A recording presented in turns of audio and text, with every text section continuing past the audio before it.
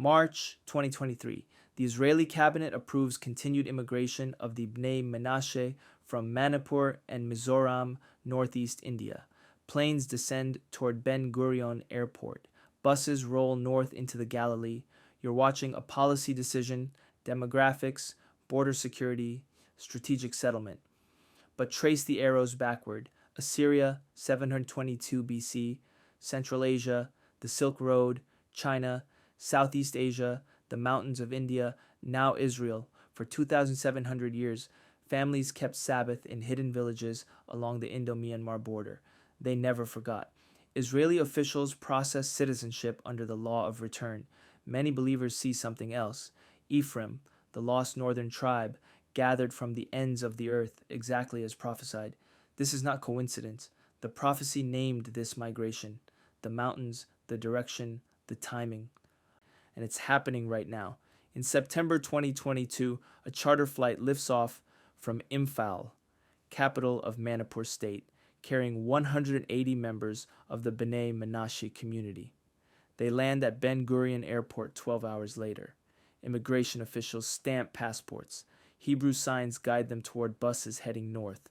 Within days, they're settling into absorption centers in Kfar Hasidim, northern Galilee, learning Hebrew, preparing for citizenship. For Israeli policymakers, it's straightforward. The law of return permits Jewish immigration, and the Bnei Menashe were recognized by the chief rabbinate in 2005 after decades of investigation. Convert, verify lineage, integrate. Standard procedure, but stand back. In 722 BC, the Assyrian Empire conquered the northern kingdom of Israel and deported the 10 tribes, including Ephraim, scattering them across Media and beyond. 2 Kings 17 records the exile with clinical precision. They were removed from their land, never to return as a unified body.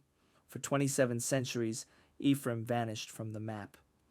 Now you see planes from India landing in Israel, carrying people who claim direct descent from that exile, who preserved Sabbath observance and dietary laws across millennia in total isolation.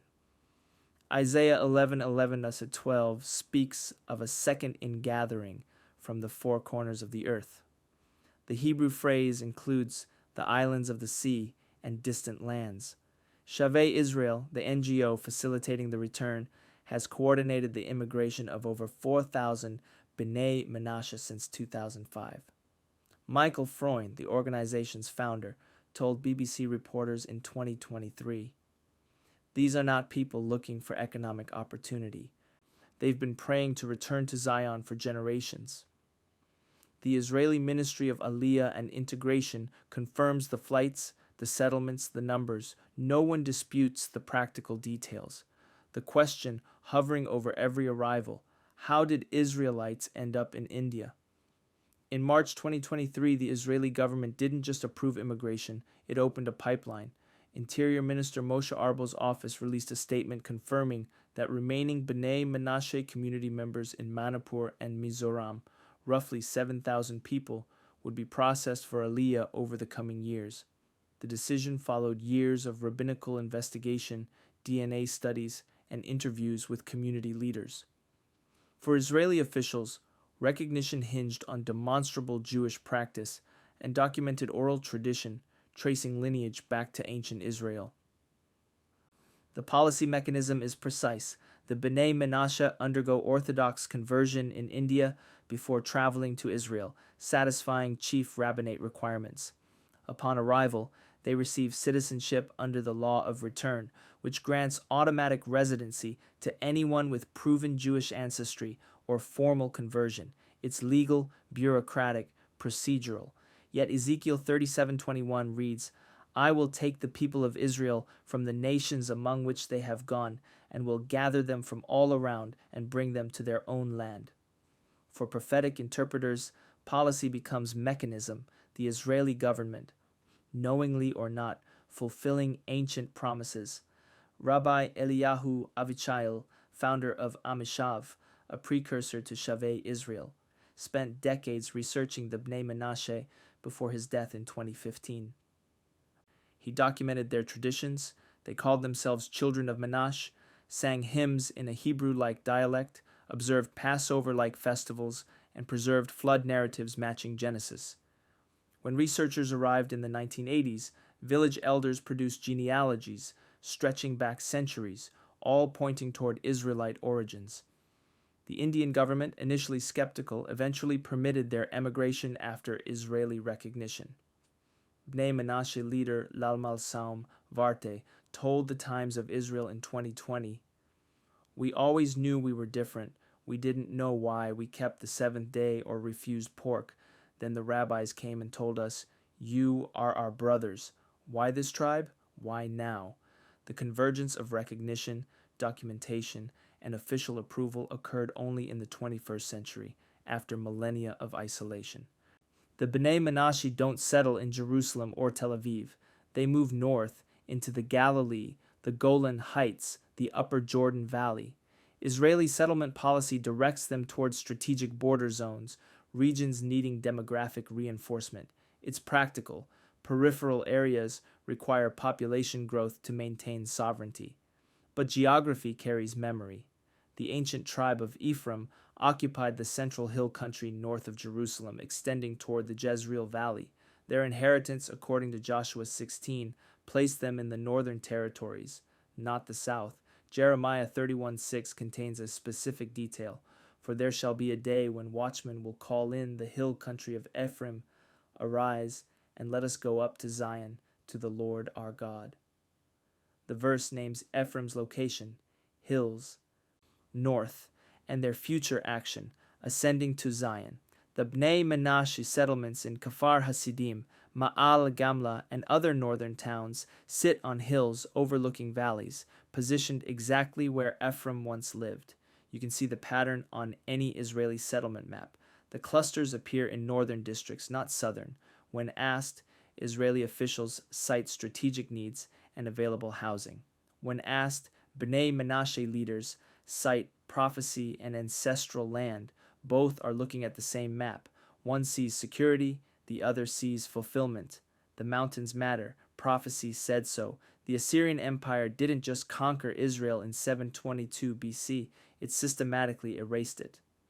Assyrian policy demanded deportation, entire populations forcibly relocated to prevent rebellion. The 10 northern tribes, including Ephraim and Menashe, were scattered across Media, modern-day Iran and Iraq, and beyond, replaced by foreign settlers. 2 Kings 17:6 records the empire's decree clinically. Assyrian inscriptions from Sargon II's reign confirm the numbers. Over 27,000 Israelites deported, but empires collapse. By 609 BC, Assyria fell to Babylon, and the deported populations dissolved into the vastness of Central Asia. Historians trace migration routes along the Silk Road, trade networks that carried communities eastward over centuries. Some populations moved toward Afghanistan, others into western China. Some continued southeast through Myanmar and into the mountainous regions of what is now northeast India. Hosea 8:8 captures the scattering. Israel is swallowed up. Already they are among the nations as a useless vessel. Archaeologists have documented Israelite presence along these routes through inscriptions, settlement patterns, and cultural artifacts. But most populations assimilated within a few generations, losing language, tradition, identity. The Bnei Menashe didn't. Isolated in the Manipur and Mizoram mountains, geographically severed from outside influence by terrain and political borders, they preserved. One branch didn't disappear, it went east. The Indo-Myanmar border is not easy terrain. Manipur and Mizoram sit in mountainous northeast India, politically isolated from the rest of the country until the 20th century. The Bnei Menashe, numbering roughly 10,000 before the recent Aliyah, lived in remote villages, accessible only by narrow roads carved into hillsides.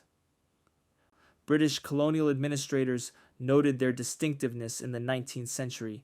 They observed a 7-day week with a sacred rest day, avoided pork and certain seafood, practiced circumcision, and sang hymns with Hebrew-sounding phonetics. Dr. Shalva Weil, an anthropologist at Hebrew University, spent years studying their customs. She documented festivals that mirrored Jewish holidays, Passover-like spring commemorations, Day of Atonement rituals, harvest festivals matching Sukkot timing, village elders preserved oral histories describing an ancient homeland to the west, a temple destroyed, an exile that scattered their ancestors eastward. They called themselves Manmasi, children of Manash, without outside prompting. Linguists found traces. Certain prayers contained Hebrew root words. Songs referenced Zion and Jerusalem. Flood legends matched Genesis narratives with specificity: one righteous man, a boat, animals saved, a dove. Isaiah 49:12 reads, "Behold, these shall come from afar, and behold, these from the north and from the west, and these from the land of Sinim." Sinim debated for centuries. Some ancient Jewish commentators linked to distant eastern lands, possibly China or beyond. The Bnei Menashe lived east of Israel, preserved Jewish practice, and maintained oral traditions for 2,700 years in total isolation. They never forgot who they were. In 2003, geneticists conducted DNA testing on Bnei Menashe volunteers. Results showed Middle Eastern genetic markers consistent with Levantine ancestry, though mixed with South and Southeast Asian DNA from centuries of intermarriage. The findings weren't conclusive proof of direct Israelite descent, but they supported the community's oral claims of Western origin. For the Israeli chief rabbinate, DNA was supplementary. The primary evidence came from sustained Jewish practice across generations.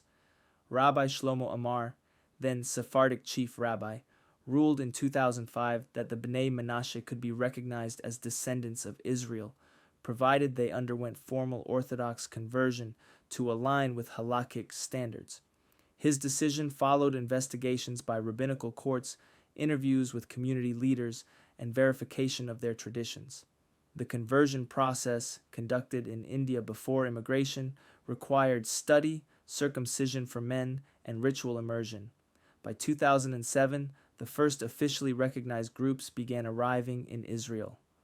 Ezekiel 20:34 speaks of God gathering Israel from the peoples and countries where you have been scattered, with a mighty hand and an outstretched arm. For believers, the Israeli government's recognition process became the mechanism, the mighty hand, through which prophecy unfolded. Rabbinical courts verified lineage. DNA labs confirmed genetic links. Scholars documented preserved traditions. Policy opened the door. By 2020, over 3,000 Bnei Menashe had completed the process. By 2024, the number exceeded 4,000. The door is open. Now the flood begins. Ezekiel 37:15-22 contains one of the most vivid prophetic images in Scripture. God instructs the prophet to take two sticks, one labeled Judah and one labeled Joseph, representing the northern kingdom, including Ephraim, and join them together. The passage states, "They shall be one in my hand." Then God explains, "I will take the people of Israel from the nations among which they have gone and bring them into their own land, and I will make them one nation." For 27 centuries, Judah and Ephraim remained separate. Judah returned from Babylonian exile in 538 BC, reestablishing a presence in Jerusalem and maintaining Jewish identity through diaspora centuries. Ephraim, scattered by Assyria 186 years earlier, disappeared. The northern tribes never returned as a body, until now. The Bnei Menashe, claiming Menashe, Joseph's son, and therefore Ephraimite lineage, are immigrating to Israel, a nation founded and governed by Judah's descendants. You're watching the two sticks merge. No one disputes the practicalities. Israeli citizenship law permits this. The chief rabbinate verified it. Planes keep landing, but the symbolic convergence is impossible to ignore. Ephraimites joining Judah in the land under Judah's government after 2,700 years. For secular observers, it's migration and integration. For prophetic interpreters, it's Ezekiel 37 unfolding on immigration forms and settlement maps. This has happened before. Tribes scattered, then gathered. But not like this. Not after nearly 3 millennia. Not under these precise conditions. The law of return, enacted by the Israeli Knesset in 1950, grants automatic citizenship to any Jew immigrating to Israel. It was designed for Holocaust survivors and diaspora Jews seeking refuge, a legal mechanism to ensure no Jew would ever be stateless again. But read Isaiah 43, 5-6. Fear not, for I am with you.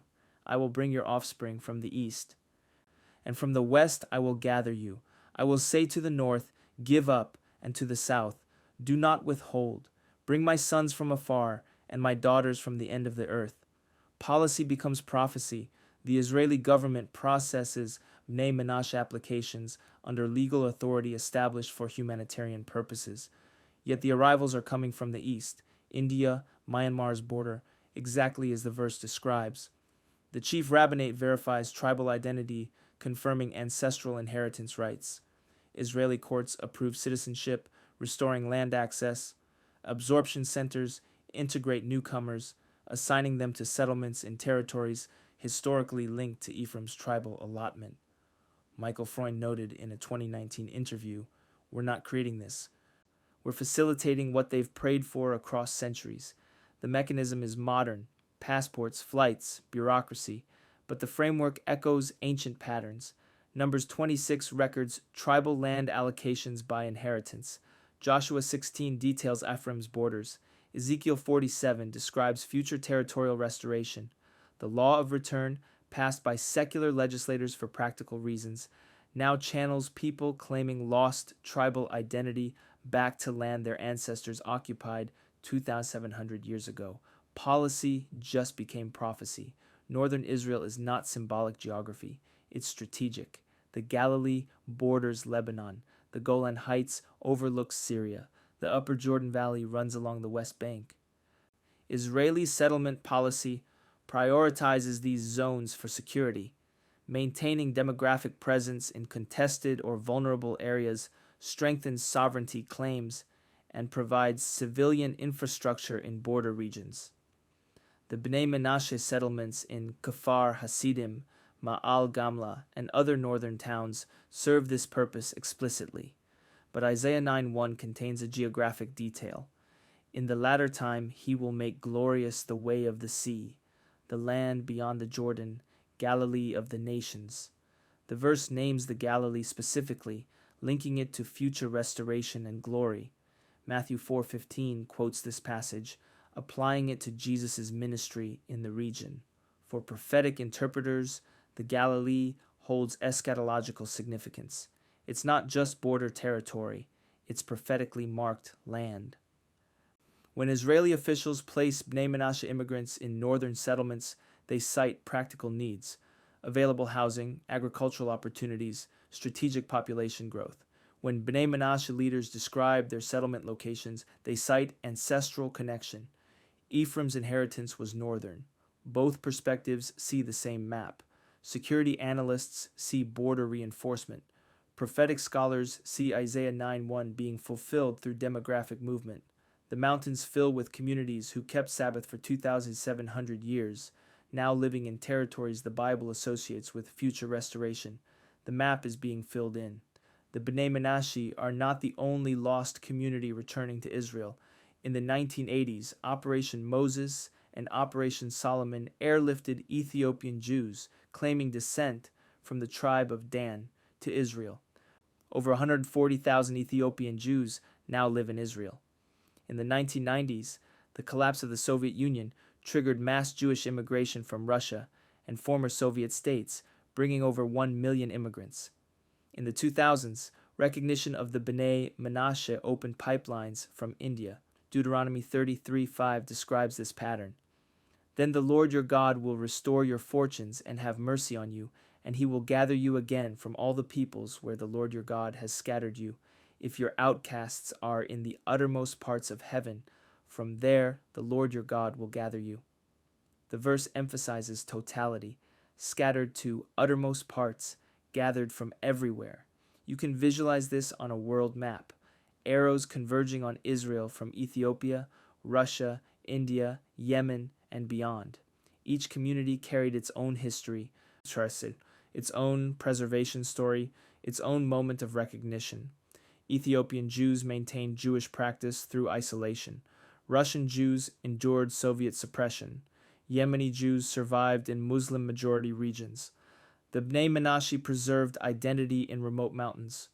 All are now in Israel, under one government, integrated into one nation. For demographers, it's immigration. For historians, it's diaspora return. For believers, it's Deuteronomy 30. But Ephraim was always the missing piece. The Bnei Menashe don't just arrive, they integrate. Israeli government programs provide housing, Hebrew language courses, job training, and military service preparation. Most Bnei Menashe men serve in the Israel Defense Forces, often in combat units. Children attend Israeli schools, learning Hebrew and Jewish studies alongside secular subjects. Within 5 years, many families speak Hebrew fluently and hold jobs in agriculture, construction, and service industries. Yehuda Haukip, a Bnei Menashe community leader who immigrated in 2007, told reporters in 2021, "We didn't come for economics. We came because this is home." His family settled in Ma'al Adumim, east of Jerusalem, where they observed Shabbat under Israeli law for the first time in 2,700 years. First Shabbat in Israel, a moment repeated across hundreds of families, is documented in interviews and community records. No work, no travel, no commerce. For generations, they kept Sabbath in secret, isolated in mountains, disconnected from global Judaism. Now they walk to synagogue freely. Jeremiah 31:12 describes the return with sensory detail. They shall come and sing aloud on the height of Zion, and they shall be radiant over the goodness of the Lord, over the grain, the wine, and the oil. The image is agricultural, communal, joyful. Bnei Menashe settlements in the Galilee are agricultural. Community celebrations mark arrivals, conversions, first Shabbat observances. The human experience matches the prophetic image, not metaphorically but practically, but geopolitics is watching. Arab media outlets noticed. Palestinian analysts expressed concern. In 2023, editorials in Al Jazeera and Palestinian news platforms highlighted Israeli settlement expansion facilitated by Bnei Menashe immigration, particularly in contested northern territories. Critics argued that Israel was using religious claims to justify demographic engineering in strategic zones. Lebanese and Syrian commentators noted settlement proximity to borders, interpreting it as security strategy disguised as humanitarian policy. Zechariah 12:3 states, "On that day I will make Jerusalem a heavy stone for all the peoples. All who lift it will surely hurt themselves, and all the nations of the earth will gather against it." The verse predicts international tension centered on Jerusalem and, by extension, Israel's territorial claims.